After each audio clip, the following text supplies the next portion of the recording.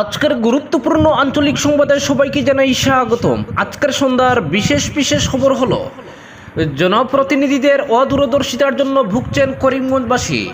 করিমগঞ্জ শহরে গত কয়েকদিন থেকে প্রবল বর্ষণের ফলে আবর্জনা ভরা ড্রেনে জল আটকে গিয়ে রাস্তাঘাট জলে তলিয়ে যায়। সীমান্ত শহরে বন্যা একটি বড় সমস্যা। শহরের বিশিষ্টজনের মধ্যে বিগত কংগ্রেস আমলের করিমগঞ্জ পৌরসভার প্রাক্তন পৌরপতি দেবর্ষী ভট্টাচার্যের সময়ের মাস্টার ড্রেন প্রকল্পের কাজ আজ শহরের জন্য অভিশাপ হয়ে দাঁড়িয়েছে। নোংরা জল মারিয়ে অফিস, আদালত, বাজারহাট, স্কুল, কলেজে যেতে হচ্ছে। অন্যদিকে জেলার সব থেকে বড় বাজার সন্তর বাজারের করুণ অবস্থার জন্য আজ ব্যবসায়ীদের বাধ্য হয়ে রাস্তার উপর পসরা সাজিয়ে বসতে হচ্ছে। শহরের প্রধান বাণিজ্যিক কেন্দ্র বলে পরিচিত মদনমোহন রোড, মসজিদ রোড, পূব বাজার, চরবাজার এলাকার ব্যবসায়ীরা আজ বিপন্ন। চরবাজার, মসজিদ রোড, সন্তর বাজার থেকে জল নামলেও মদনমোহন রোডের ব্যবসায়ীরা আজও জলের মধ্যে দাঁড়িয়ে ক্রেতাদের অপেক্ষা করছেন। এক কথায় এখানকার ব্যবসায়ীদের ব্যবসা লাটে উঠেছে। মূলত জনপ্রতিনিধিদের অদূরদর্শিতার জন্যই আজ শহরে এমন কৃত্রিম বন্যার দাপট। জনপ্রতিনিধি পাল্টালেও সমস্যাদীর্ণ শহরের সমস্যা সেই তিমিরেই থেকে গেছে। মাস্টার ড্রেনেজ সিস্টেমের অভাব এবং বন্ধ ড্রেন ও ড্রেনের পরিসর শহরাঞ্চলে বন্যার একটি বড় কারণ। তবে সিভিক সেন্সের অভাব সমস্যাটিকে আরও বাড়িয়ে তুলেছে।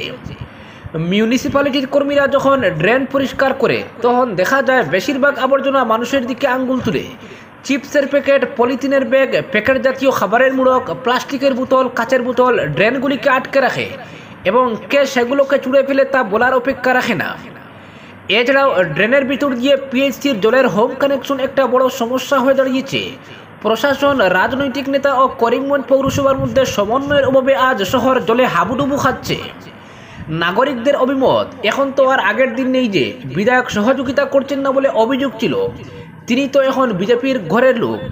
যখন কংগ্রেসে ছিলেন তখন পৌরসভার অনেক উন্নয়নমূলক কাজে বাগড়া দিতেন বলে অভিযোগ ছিল তার বিরুদ্ধে, কিন্তু বর্তমানে তা তো হওয়ার কথা নয়। এছাড়া সাংসদ কৃপানাথ মালা দুইবারের সাংসদ, আর শহরের এই কৃত্রিম বন্যার বিষয়টি তার নখ দর্পণে থাকার কথা। কিন্তু সাংসদ, বিধায়ক, প্রশাসন ও পৌরসভা এই চারের সমন্বয়ের অভাবের খেসারত আজ সাধারণ নাগরিকদের দিতে হচ্ছে। সামগ্রিকভাবে যদি এখন এটির সমাধান খুঁজে না পাওয়া যায় তবে এই সমস্যার কখনো সমাধান হবে কিনা সন্দেহ রয়েছে। এছাড়াও যতবারই শহর কৃত্রিম বন্যায় ভাসবে, সাংসদ, বিধায়ক, প্রশাসন ও পৌরসভাকে জবাবদিহি করতে হবে। সাংসদ শহরে যতবারই নির্বাচনী প্রচারে এসেছেন ততবারই শহরের বিভিন্ন সমস্যার কথা তুলে ধরছেন। তাই এখন সাধারণ নাগরিক সাংসদের দিকে তাকিয়ে আছেন। অপরদিকে বন্যায় অত্যন্ত সংকটজনক অবস্থা উত্তর হাইলাকান্দির। চারদিকে জল আর জল, পুরো উত্তর হাইলাকান্দির ক্ষেতের মাঠ প্লাবিত। উত্তর হাইলাকান্দিতে বন্যা ভয়াবহ রূপ ধারণ করেছে। এতে ভীষণ বিপাকে পড়েছেন কৃষকরা। তারা চাতক পাখির মতো মাঠের দিকে চেয়ে আছে, কিন্তু হালিচারা লাগানোর মতো সামান্যটুকু জায়গা মিলছে না। এ নিয়ে কৃষকদের অস্থিরতা চরমে উঠেছে। আলগাপুর বাজারের উত্তর প্রান্ত থেকে শুরু করে গোটা বকরিহাওর এলাকা জলমগ্ন। মোহনপুর, উত্তর নারায়ণপুর সহ বকরিহাওরের দ্বাদশ খণ্ড পর্যন্ত জল আর জল। এদিকে বৃহস্পতিবার পর্যন্ত উত্তর আলগাপুরের ক্ষেতের মাঠে জল বাড়ছে। বৃষ্টিপাত কিছুটা কমলেও জল বাড়ার গতি এখনো কমেনি। এদিকে আকাশের অবস্থা দেখে আন্দাজ করা যাচ্ছে আরও বৃষ্টিপাতের আশঙ্কা প্রবল। আলগাপুরের পশ্চিমাঞ্চলের গোটা চণ্ডীপুর এলাকা জলে প্লাবিত। মাদিরালা, বাগমারা, সদরবন, ডেকাজুরাই এসব এলাকা পুরোপুরি জলমগ্ন। কৃষকরা গবাদি পশু নিয়ে চরম সংকটে রয়েছে। আবার উত্তর আলগাপুরের নবীন সোনাপুর, বাটিসাংজুরাই, বাদির কুড়িপাড়, রায়পাড়া, শাহিদনারপুর ইত্যাদি এলাকা জুড়ে জলস্ফীতি দেখা দিয়েছে। এদিকে বকরিহাওরের জনগণ এই বন্যার কারণে ঘর থেকে বেরিয়ে আসতে পারছেন না। এলাকার গবাদি পশুর হাল একেবারে শোচনীয়। চরম খাদ্য সংকটে রয়েছে এগুলো। সরকারিভাবে এ ব্যাপারে কোনো সহায়তার খবর নেই। আরও কদিন জল থাকলে অবস্থা ভয়াবহ রূপ ধারণ করবে বলে আশঙ্কা করা হচ্ছে। অপরদিকে ত্রাণের তালিকাকে কেন্দ্র করে দুপক্ষের মারপিটে রণক্ষেত্র একে আজাদ হাই স্কুল। করিমগঞ্জের সাংসদ কৃপানাথ মালা ত্রাণ শিবির পরিদর্শন করে বের হওয়ার ঘণ্টা খানেকের মধ্যে ত্রাণপ্রাপ্তদের তালিকাকে কেন্দ্র করে দুই পক্ষের মারপিটে রণক্ষেত্র হয়ে উঠে ফকিরাবাজারের একে আজাদ হাই স্কুল ত্রাণ শিবির। মারপিটে আহত হয়েছেন প্রায় 10 জন। একদল অন্য দলকে আক্রমণ করে। আহতদের মধ্যে সৈফুল হক চৌধুরী, তাজউদ্দিন চৌধুরী, বদরুল হক চৌধুরী, বাহারুল ইসলাম, আব্দুল মালিক চৌধুরীকে চিকিৎসার জন্য করিমগঞ্জ সিভিল হাসপাতালে ভর্তি করা হয়েছে। সৈফুল হক চৌধুরীর হাত ভেঙে যাওয়ার কারণে উন্নত চিকিৎসার জন্য শিলচর মেডিকেল কলেজ হাসপাতালে রেফার করার প্রস্তুতি চলছে। অপরপক্ষের আহতরা হলেন আব্দুর রকিব, আবুল হোসেন, আব্দুল করিম, দিলওয়ার হোসেন, সাব্বির আহমেদ। এই কাণ্ডের মূল কারণ শিবিরে ত্রাণ সামগ্রী নিয়ে বিরোধ। কিন্তু সৈফুল হক চৌধুরীর বক্তব্য মতে পুরনো বিবাদের রেশ ধরে এই তাণ্ডব চালিয়েছেন আব্দুর রকিব ও তার সঙ্গীরা। তবে সৈফুলের পক্ষের বক্তব্য পাওয়া গেলেও এখনো পর্যন্ত আব্দুর রকিবের দলের পক্ষ থেকে মারধরের মূল কারণ জানা যায়নি। বিশেষ সূত্রে জানা গেছে, আবুল কালাম আজাদ স্কুলের ত্রাণ শিবিরে শরণার্থীদের ত্রাণ বন্টনের সার্বিক সহযোগিতা করে আসছেন বিধায়ক কমলাক্ষ ঘনিষ্ঠ সৈফুল হক চৌধুরী। বৃহস্পতিবার যখন সাংসদ কৃপনাথ মালা শিবির পরিদর্শনে আসেন, তখন শিবিরে আশ্রয় গ্রহণকারীরা পর্যাপ্ত ত্রাণ পাচ্ছেন না বলে দাবি উত্থাপন করেন। সাংসদ শিবিরে আশ্রয় গ্রহণকারীদের নামের তালিকা চাইলে সৈফুলের দেওয়া তালিকাকে মেনে নিতে পারেননি সাংসদ ঘনিষ্ঠ আব্দুর রকিব। রকিবের মতে সৈফুলের দেওয়া তালিকাটিতে অযোগ্য ও ধনীদের নাম রয়েছে। পর মুহূর্তে এই ত্রাণের তালিকাকে কেন্দ্র করে নাকি শুরু হয়ে সৈফুল বনাম রাকিবের মধ্যে বাক বিতণ্ডা। পরিস্থিতি একসময় নিয়ন্ত্রণের বাইরে চলে যায়। শেষ পর্যন্ত বিতণ্ডাকারীদের মধ্যে শুরু হয়ে লাঠি দিয়ে তুমুল মারপিট। উভয় পক্ষকে সামলাতে গিয়ে গুরুতর জখম হয়েছেন একাংশ মধ্যস্থতাকারী ব্যক্তি। শরণার্থী শিবিরে যে মারপিট হয়েছে তাতে এক প্রকার উত্তপ্ত পরিস্থিতির বিরাজ করছে। অপরদিকে অগ্নিকাণ্ডে মৃত্যু হওয়া 16টি গরুর মালিককে আর্থিক সহায়তা। পাতারকান্দির বাগঞ্জবির ইন্দুরাইলে সম্প্রতি এক বিধ্বংসী অগ্নিকাণ্ডে মৃত্যু হওয়া 16টি গরুর মালিককে আর্থিক সহায়তা করল রাজ্য সরকার। বৃহস্পতিবার এই ঘটনার সপ্তাহদের মধ্যে আসাম সরকারের করিমগঞ্জ জেলা দুর্যোগ মোকাবিলা কর্তৃপক্ষের পক্ষ থেকে বিধায়ক কৃষ্ণেন্দু পাল ক্ষতিগ্রস্ত পরিবারের 3 জনের হাতে মোট 5,40,000 টাকার 3টি চেক তুলে দেন। এদিন বিধায়ক লুয়ারিপুয়া ব্লক মন্ডল বিজেপি সভাপতি ঋষিকেশ নন্দী সহ মেথলিজিপির প্রাক্তন সভাপতি অন্তু বাল্মীকি দাস, শিপ্রা কৈরি, অনিল তিওয়ারি, সজল কর্মী, দেবনাথদের সঙ্গে নিয়ে ইন্দুরাইলে ক্ষতিগ্রস্তদের বাড়িতে পৌঁছে এই চেকগুলো প্রদান করেছেন। তিনি এই ঘটনার জন্য গভীর দুঃখ প্রকাশ করেছেন। এদিকে সরকারি চেকগুলো ক্ষতিগ্রস্ত পরিবারের পক্ষে গ্রহণ করেছেন যথাক্রমে সুরজ কৈরি, রামাদর কৈরি ও অনিতা কৈরি। ভয়াবহ এই অগ্নিকাণ্ডে 16টি গরু পুড়ে ছাই হওয়ার ঘটনায় প্রায় পথে বসার উপক্রম হয়ে উঠেছে পরিবারটির। কেননা গবাদি পশুপালনই তাদের রোজগারের অন্যতম মাধ্যম ছিল। পরে বিষয়টি স্থানীয় বিধায়কের নজরে আসার পর তিনি তাৎক্ষণিকভাবে এ নিয়ে জেলা শাসকের সঙ্গে কথা বলে ক্ষতিগ্রস্তদের সরকারি আর্থিক সাহায্য পাইয়ে দেন বলে জানা গেছে। উল্লেখ্য, গত 13 জুন পাতারকান্দির বাজারচূড়া থানাধীন বাগঞ্জিপির 5 নং ওয়ার্ডের ইন্দুরাইল বস্তিতে স্থানীয় রামাদর কৈরির গোয়াল করে হঠাৎ করে অগ্নিকাণ্ডটি ঘটে।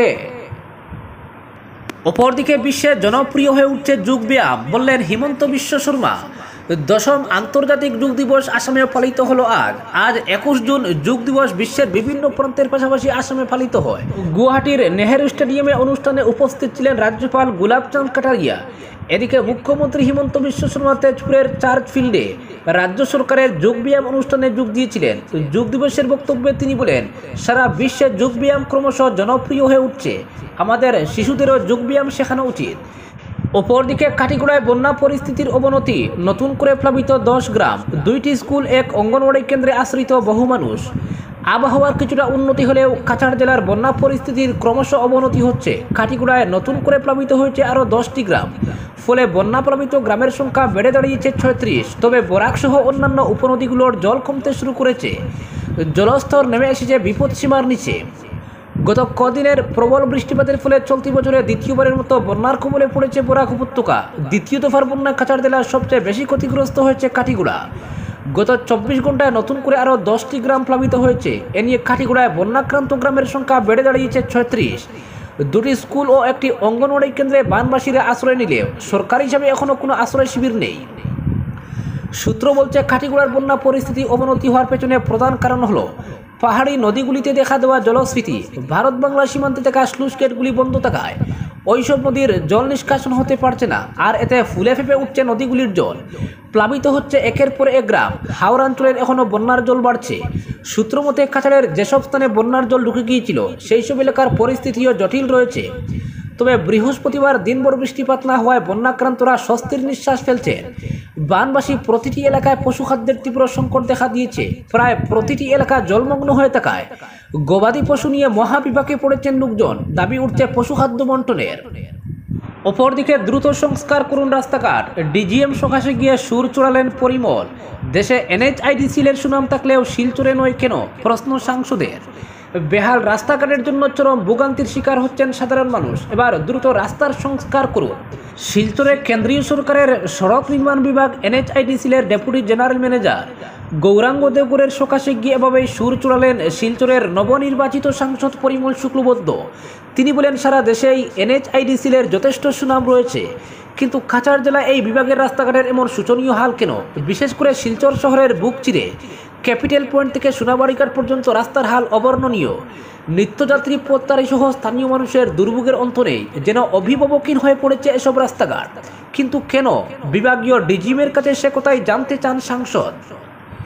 তিনি স্পষ্ট জানিয়ে দেন, শিলচরে জাতীয় সড়কের এমন বেহাল অবস্থার কথা শীঘ্রই কেন্দ্রীয় সড়ক পরিবহন মন্ত্রী নীতিন গাডকারির নজরে আনবেন।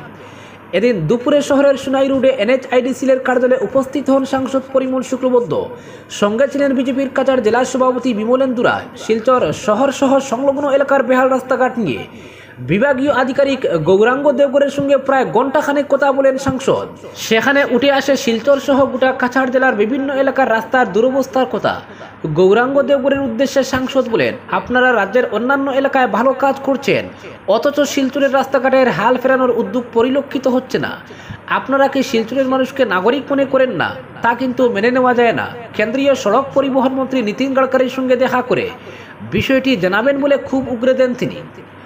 প্রত্যুত্তরে গৌরাঙ্গ দেবগড়ে জানান, তারা কাজ করতে চাইছেন, কিন্তু প্রচুর স্থানীয় সমস্যা রয়েছে। এর মধ্যে সবথেকে বড় সমস্যা হচ্ছে জমি অধিগ্রহণ। গৌরাঙ্গ বলেন, তারা বহু চেষ্টা করেও কিছু কিছু জায়গায় জমি নিতে পারছেন না।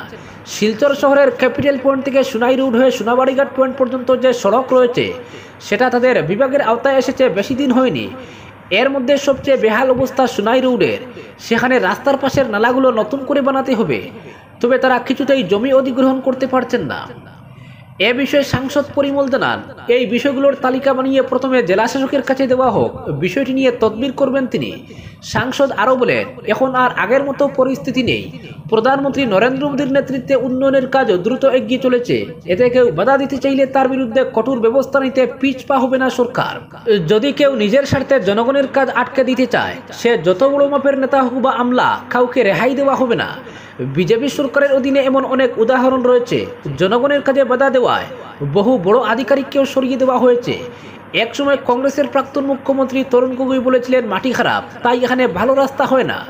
2016 সালে রাজ্যে বিজেপি সরকার ক্ষমতায় আসার পর দেখিয়ে দিচ্ছে, সদিচ্ছা থাকলে ভালো রাস্তা গড়ে তোলা সম্ভব। এদিনের আলোচনায় উঠে এসেছে ভারতমালা প্রকল্পের প্রসঙ্গ। এই প্রকল্পে জমি অধিগ্রহণের নামে জেলার বিভিন্ন স্থানে জিরাত কেলেঙ্কারি হচ্ছে। এর ফলে যে ভারতমালা প্রকল্প নির্মাণ হচ্ছে তা বিঘ্নিত হচ্ছে। একটি চক্র এখন ভারতমালা নিয়ে সেই চক্রান্তে লিপ্ত রয়েছে।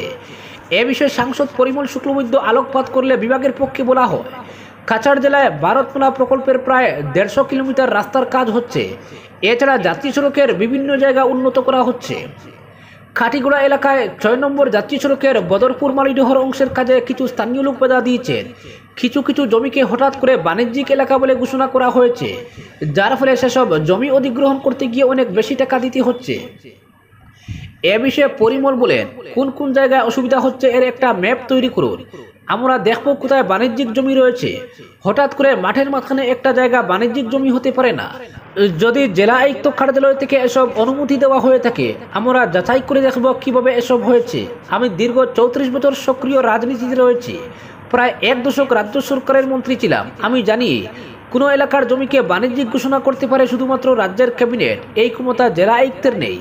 আমরা বিষয়গুলো তদন্ত করে দেখব, এর পেছনে কারা রয়েছে সেটা খুঁজে বের করা হবে। আমাদের সরকারের অধীনে এত ভালো কাজ হচ্ছে, ভারতের সড়কের প্রশংসা করছেন আমেরিকার মতো দেশের লোকেরা। এসব অনেকেই সহ্য করতে পারছে না। সরকারি কাজে এভাবে বাধা সৃষ্টি করার যে প্রক্রিয়া চলছে, এর পেছনে মদত থাকতে পারে দেশ বিরোধী চক্রের। যারা বাধা দিয়েছে তাদের নাম আমাদের কাছে রয়েছে, এদের পরিচয় আমরা জানি। তদন্তে নামলে আরও অনেক তথ্য উঠে আসতে পারে। আমরা বিভাগের আধিকারিকদের আশ্বাস দিচ্ছি, নির্ভয় হয়ে কাজ করুন, আমরা পাশে রয়েছি। বিজেপির পক্ষে কাটিগড়ায় ভারতমালা প্রকল্প নিয়ে একটি তদন্ত হয়েছে এবং দেখা গেছে কিছু বড় মাপের রাজনৈতিক নেতা নিজের স্বার্থ আদায়ে রাস্তার অ্যালাইনমেন্ট বদলে দিতে হস্তক্ষেপ করছেন। বিজেপির কালাইন ব্লকের সভাপতি নিত্যগোপাল দাস এ ব্যাপারে বিস্তারিত তথ্য তুলে ধরেন। ছিলেন জেলা সাধারণ সম্পাদক শশাঙ্ক চন্দ্র পাল, জেলা সদস্য সুখেন্দু কর, কাটিগড়া মণ্ডল সভাপতি বিশালাক্ষ দেব, প্রাক্তন জেলা পরিষদ সদস্য অসীম দত্ত, ওবিসি মোর্চার সভাপতি কৃষ্ণজীবন দেবনাথ প্রমুখ। আজকের বিশেষ সংবাদ এখানেই সমাপ্ত।